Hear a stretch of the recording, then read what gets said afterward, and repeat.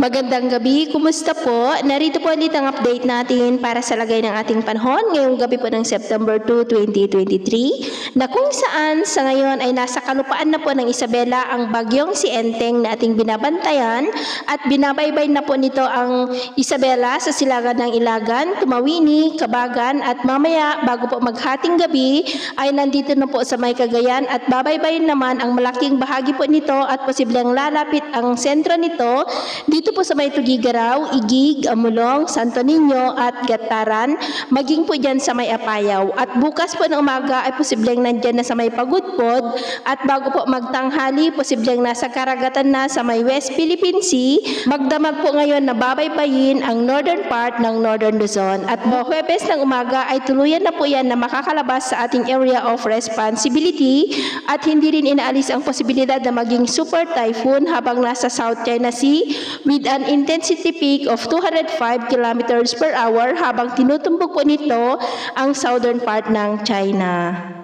Sa ngayon ay taglay po ng bagyong si Enteng ang lakas ng hangin na umaabot po sa 85 kilometers per hour at bugso na 140 kilometers per hour at nakataas na po ngayon ang tropical cyclone wind signal number 2 sa may Ilocos Norte, Apayao, eastern portion ng Kalinga sa may Rizal, Pinukpok, City of Tabuk, Cagayan kasama na pong Babuyan Islands, Isabela, Quirino, maging po sa northern portion ng Aurora, sa may Kasiguran, Dilasag, Dinalungan, Dipakulaw at Baler. Signal number 1 naman sa may Batanes, Ilocos Sur, La Union, eastern portion ng Pangasinan, dyan po sa may Rosales, Asingan, Binalonan, Sison, San Manuel, Santa Maria, Balungaw, San Quintin, Tayog, Umingan, Natividad, San Nicolas, maging po sa may Abra, nalalabing bahagi ng Kalinga, Mountain Province, Ifugao, Benguet, Nueva Vizcaya, nalalabing bahagi ng Aurora, Nueva Ecija, the eastern portion ng Bulacan, sa may Doña Remedios Trinidad, Norzagaray, City of San Jose del Monte,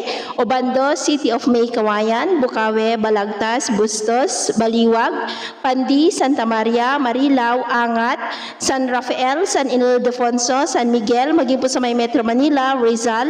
the northeastern portion ng Laguna, sa may Santa Maria, Mabitak, Pakil, Pangil,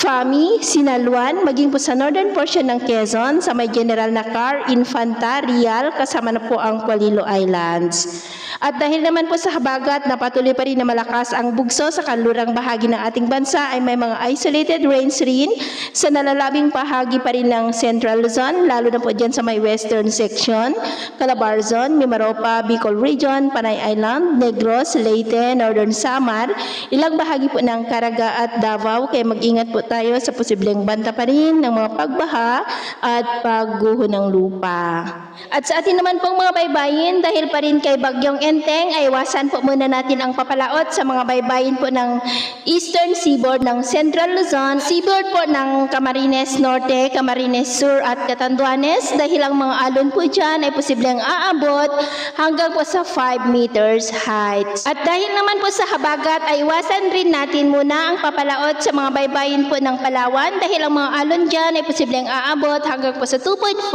to 3 meters height. So ito ang latest update natin sa araw na ito. Ako po muli si James na nagsasabing sa kahit anong pagsubok po na darating sa ating buhay, huwag po tayong mawawalan ng pag-asa. Thank you and God bless.